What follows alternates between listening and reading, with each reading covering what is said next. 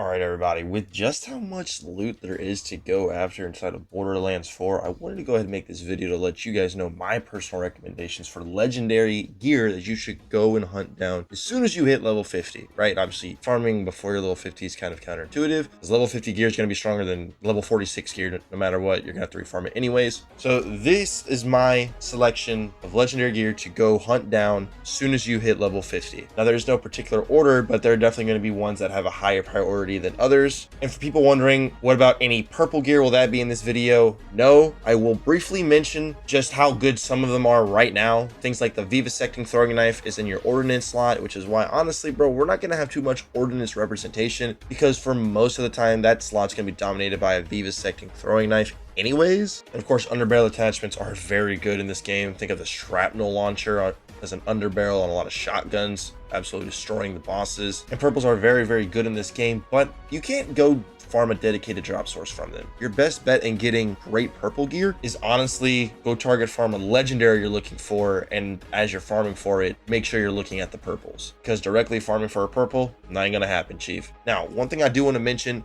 the kickballer is absolutely insane. It's not going to be on here just because I feel like it's a little bit chaotic. Obviously, it's a very fun weapon, but it is not the safest option out there. Very, very good. I kind of just have that in its own like tier. If you want to go farm a kickballer, by all means, go ahead and do so. But it's not going to be mentioned in this video from here on out. If you do want to farm a kickballer, Sludge Maw's the boss over in the Idolator's Noose, Fates Fields. So let's actually talk about our list here. Now, our first two weapons, they are on a lesser priority. I have the Lucian's Flank and the Anarchy here. So the Lucian's Flank is a bit of a special piece to my heart because I was a big fan of the Lucian's Call in Borderlands 3. Lucian's Flank is basically the Lucian's Call for this game. It's not a bossing weapon whatsoever, but it can be a pretty decent mobbing weapon on any decent crit-based build. Of course, with the throwing knife in the game, anything can be a crit-based build. The Lucian's Flank can be found over in the Old Scrape Ripper drill site in the Terminus Ridge, the Cuspid Climb. Its alternate firing mode allows this thing to really be a bullet hose, which is where I think this thing shines. A bullet hosing ricochet weapon can be pretty gnarly. Of course, you can definitely go without it, but it can be very, very good. And the reason why I have the Anarchy here, bro, I'll just keep it short and simple. Anarchy is what I like to refer to as a brute force weapon, which with how it works, any kill or reload with it is going to give you 15% extra damage up to 12 stacks. You get up to 170% free damage just through the perk of the Anarchy alone. Allows it to brute force and hit enemies that would be way stronger than your current weight class.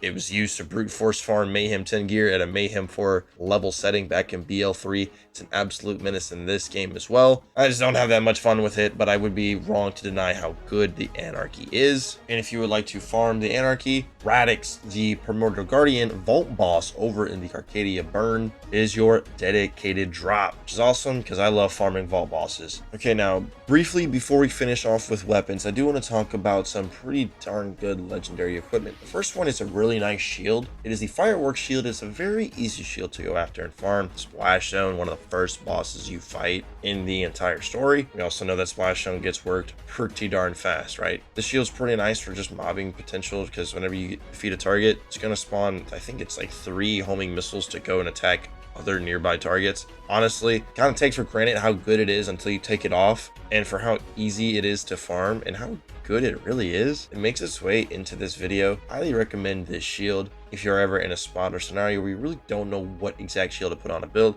This is never going to be a bad option. Now let's talk about some rep kits here. First one, it'll come to no surprise, is we're going to be talking about the good old triple bypass. The triple bypass is a rep kit that has, count them, 3 charges on it. Main reason why this is so good is because there's a specialization perk called Not Too Much Caffeine, I believe is what it's called, but it's basically gives you, I think it's 25% of your cooldown of your action skill back whenever you use a rep kit. Just instantly gives you some time off of it.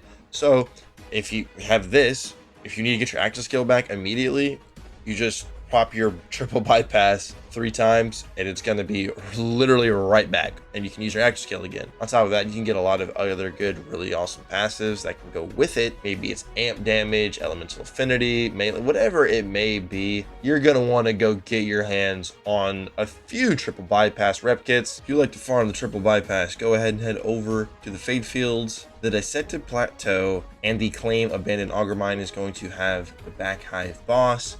who is the dedicated drop for the triple bypass. Very amazing rep kit. Highly recommend you go out and farm for it as one of your first things you get, because this is a very strong piece of legendary equipment.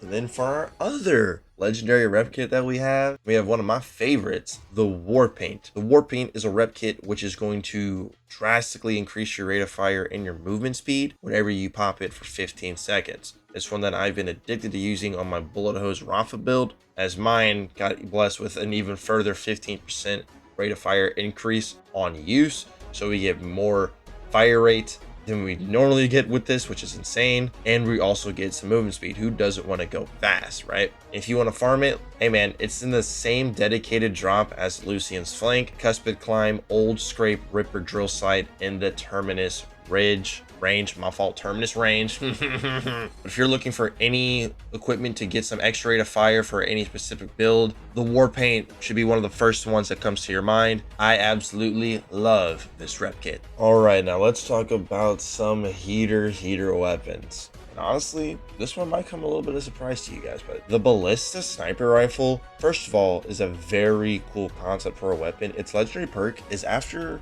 a certain distance, the bullet is going to split into a lot of pellets, and it's going to be in a little spiral. It's a very beautiful bullet spread, honestly, and it does give off heavy vibes of the Becca.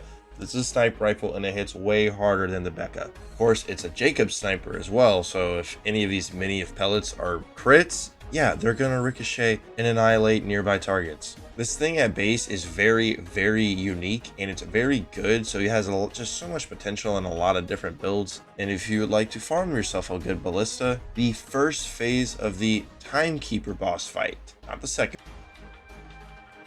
but the first one, is where he will drop this sniper rifle. Best of luck, because this thing is really good. It's really awesome. It also does come with an alternate underbarrel firing mode, which allows you to shoot a shotgun. So that's always pretty cool as well. Now I want to talk to you guys about a couple of shotguns real quick, because damn, Jakobs weapons in this game are eating so good. They're eating so good that I'm recommending 2 legendary Jakobs shotguns for you to go after and farm, okay? One of them is the Rainbow Vomit. But the thing about the Rainbow Vomit, at least in terms of farming its dedicated drop source, is that you need to have completed a lot of prerequisite side quests. Just a little FYI, but the boss is Leader Willem over in the Carcadia Burn Grindstone of the Worthy, the X Crucible. I'm looking at it right now. Yeah, man. 5 side quests in order for you to go after and unlock the actual boss that drops this weapon. I made a video on it whenever it was the actual wildcard weekly mission reward, which was the first week of this game's life cycle. It's so good because it's shooting 3 pellets at once. Any combination either. It could be radiation, cryo, incendiary, radiation, corrosive, shock. Like, you can get so many different element combinations, and with all of these different instances of elemental damage, guess what? You have that many just other ways to access and scale all of that damage in your skill tree, in your equipment, in your passives. Really allows the Rainbow Vomit to be disgusting, although its range, it's a little bit to be desired just with how the projectiles work from this weapon, but this thing is just so darn strong and so darn good. And it's crazy because its brother, the Hot Slugger, is another absolute disgusting Jakobs shotgun. This is a slug shotgun, as you can tell by the name, Hot Slugger, right? We all know what this bad boy does and is capable of. It is one of the best mobbing weapons in the game, fairly strong bossing weapon as well.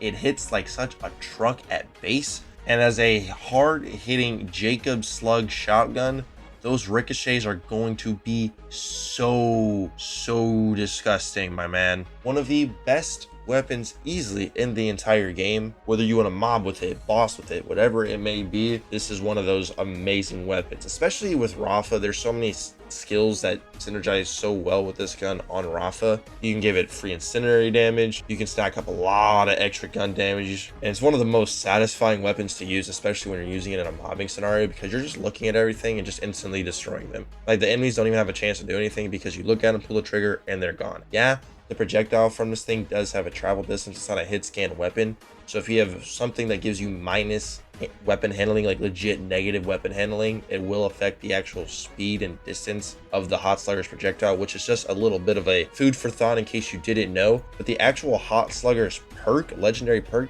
allows this thing to stack up its own damage buff. 30% damage per kill, up to a max of 3 stacks, so it lasts for 10 seconds. 90% damage through the weapon as a mobbing machine.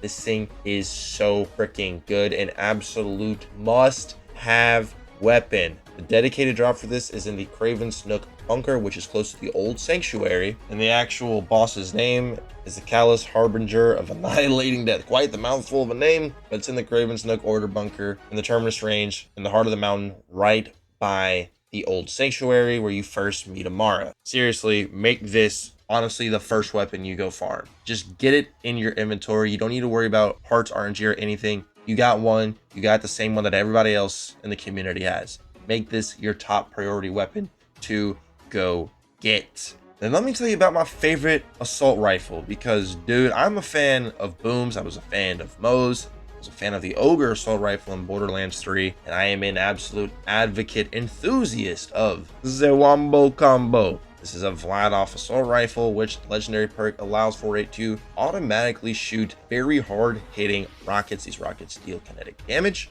They have very strong stopping power. They do splash damage, so that is another instance of damage that you are able to scale. And this thing has a very high fire rate. The faster you're shooting, the more rockets you're going to get out, the more damage you're going to get out. On a Bullet Buddy Deluxe Rafa build with some high fire rate, this is the setting that I've used this weapon and have the most fun with it. It is absolutely insane how much rockets you're shooting out, how fast you're moving, and how much chaos you're causing with this weapon. The actual dedicated drop for this weapon is a spot I like to get footage in this game. It is the Ruined Sumplands Saw Clinch Ripper Drill Site. My fault, it's the Saw's Clinch Ripper Drill Site over in the Ruined Slumplands of the Carcadia Burn. The little grunts are the dedicated drop. Luckily, no side quest required. Go straight to this drill site over in the Carcadia Burn and feast until you get a monster Wombo Combo. It does drop in, I think, every single element. Drops radiation, cryo, incendiary, and I believe shock as well. This thing is disgusting. I highly recommend go getting one at some point. Very great mobbing weapon. It's okay in bossing. It can get the job done in some really good builds, but it's not a strong suit. It's a strong suit dealing with badasses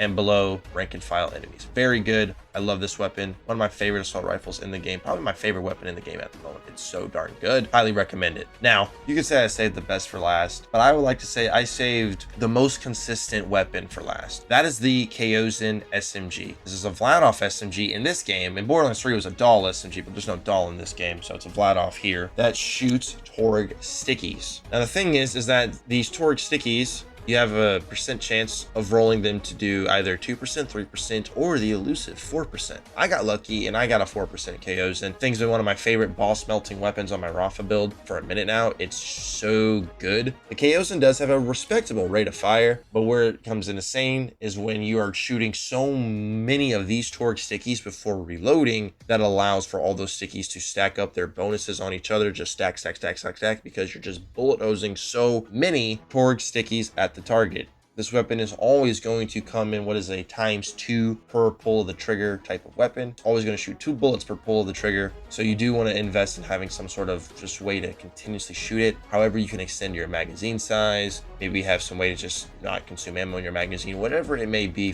refill it. If you get a big chunk of these stickies on a boss, they're gonna fall over. It's one of the easiest boss melting weapons to get, and it's one of my favorites. I'm an SMG fanatic, and the dedicated drop source for this weapon is Origo, the Vault boss in the Terminus range. You've seen a lot of gameplay of this boss getting the Grave Ward treatment. There's a reason why. A lot of us want our Phosphine Kaoson, myself included. And one thing I do want to mention is, I know some people are going to be like, okay, well, I've seen Purple Vladoff SMGs also roll Torg stickies, and in some instances, they also roll Jakobs. That is true. I know exactly what you mean, but you can't go out dedicatedly farm for that. The Kaoson, you just go over to Origo's vault and you just run the freaking runs and the rounds on that clown. He's going to drop one in about an hour, I'd say max. However, farming like a God Roll Bori, which is a purple Vladoff SMG with the right parts, Good luck. Video on the board coming soon. Regardless though, dude, the Kaoson is one of my favorite SMGs in the game. It shoots torque stickies. It has a very nice rate of fire, good recoil, feels so nice to shoot, and it melds bosses very, very well. And it's not locked behind like one character's potential. I know for a fact this thing is good on Vex as well as Rafa. And overall, man,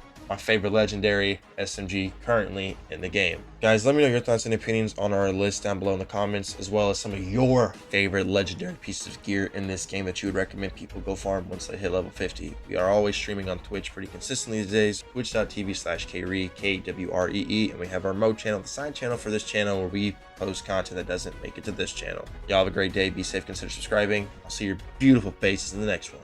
Adios.